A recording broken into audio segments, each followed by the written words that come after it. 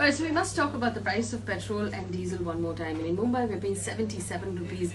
Chennai is 71, Kolkata is 71, Bangalore is about the same level, Delhi is 68 rupees. This is the price of fuel that we're paying right now. It's gone up by about 4 or 5 rupees over the last month. Now, there will be a lot of people who tell you that's fair because the price of crude has gone up about $4 a barrel over the period as well.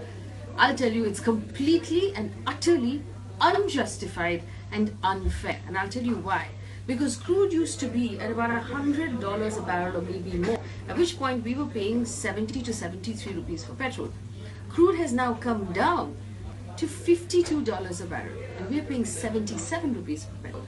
Where is the connection? What's happening to the remaining amount of money? If you want to actually break up what you're paying for petrol, I'll tell you.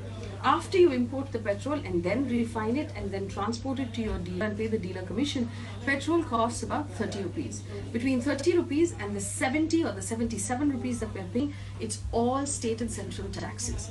It is state VAT and central excise duty. Is absolutely no justification for that kind of tax. Where is the money going?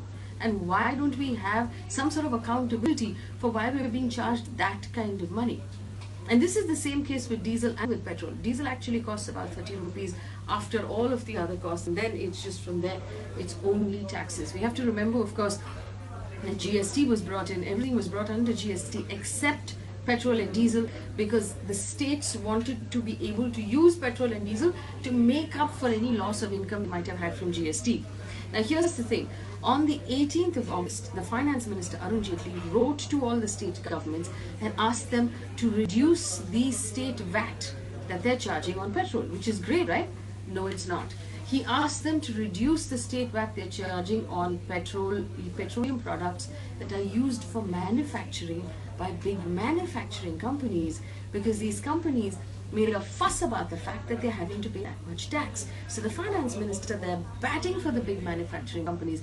Now we're waiting for him to come out and bat for us. What about the average Indian citizen who has to buy petrol for 77 rupees, put it in his two-wheeler to be able to drop his kids to school and reach his office, because we don't have decent public transport in any of our cities?